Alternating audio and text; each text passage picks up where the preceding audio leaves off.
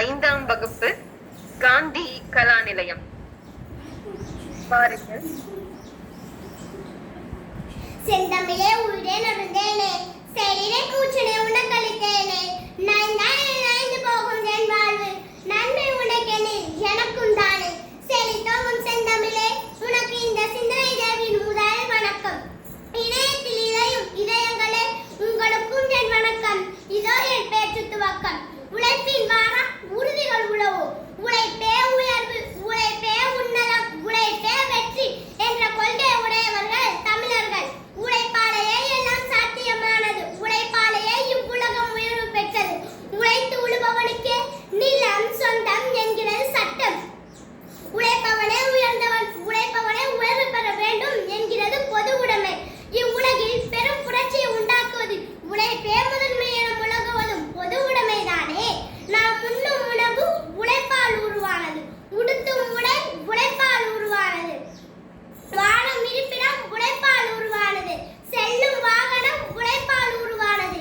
இதோ இப்போது பேசிக் கொண்டிருக்கும் இந்த அலைபேசியும் அதில் உள்ள இணையமும் கூட பலரின் உழைப்பால் உருவானதுதானே. உழைப்பின் வாரா உறுதிகள் உழவோ என்ற முதுமொழியினை முதலில் சொன்னவர் பட்டினத்தார் அவர்கள்.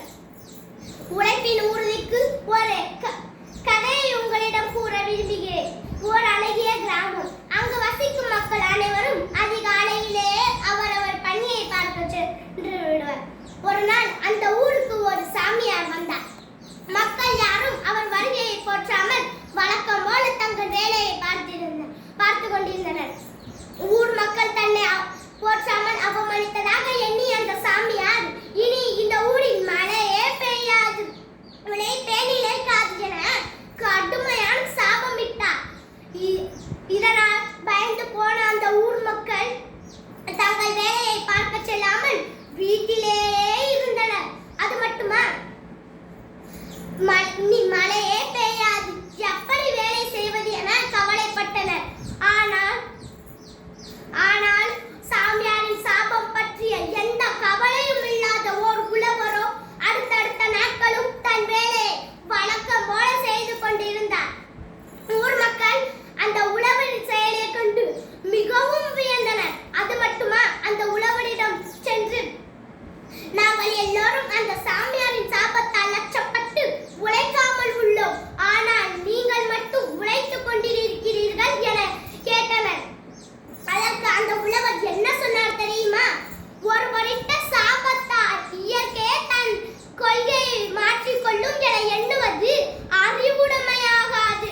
அதை நினைத்து நினைத்து உழைக்காமல் இருந்தால் சோம்பல் அல்லவா நம்மை சொந்தமாக்கிக் கொள்ளும் என, அதனால்தான் நான் உழைத்தேன் என அந்த உழவர் சொன்னார். இதனை கேட்ட அந்த ஊர் மக்கள், உழவர் சொல்வது சரிதான், உழைப்பே உயர்வு தரும், இனி உழவுக்கு ஒரு நாளும் ஓய்வு கூடாதென உறுதி கொண்டனர். உழைப்பின் உறுதிக்கு ஆம் தோழர்களே, உலக பொதுமறையாம் திருக்குறள் சொல்வது போல தெய்வத்தான் ஆகாது எனினும் முயற்சிதான் மெய்வளர்த்த கூலி தரும். எனவே உழைப்போம் உழைப்போம் உழைப்போம், வானம் வசப்படும் வரை உழைப்போம் என கூறி உங்களிடமிருந்து விடைபெறுகிறேன். உங்கள் அன்பு தங்கை ஆ. சிந்தனை தேவி. நன்றி, வணக்கம். மீண்டும் ஒரு அழைப்பில் சந்திப்போம்.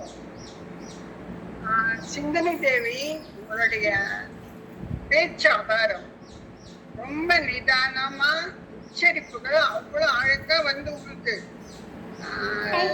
அவ்வளவு அருமையான ஒரு பேச்சு திறமை உங்ககிட்ட இருக்கு. இன்னும் கருத்துக்களை கூட்டி பேசினீர்களானால் நீங்க இங்க எல்லாரையும் விட ஒரு நல்ல ஒரு திறமையசாலி. நீங்க உங்களோட பேச்சு ரொம்ப நிதானமா, உச்சரிப்புகள் அவ்வளவு அருமையான உச்சரிப்பு உங்களோடது. உண்மையில உங்களுக்கு எப்படி பேர் வச்சாங்கன்னு தெரியாது எனக்கு.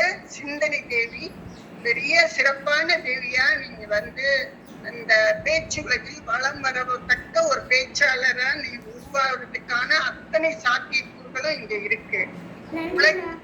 உழைக்கும் வரை உலகம் உலகாகும். வாழ்த்துக்கள். அடுத்த முறை சந்திப்போம். நன்றி.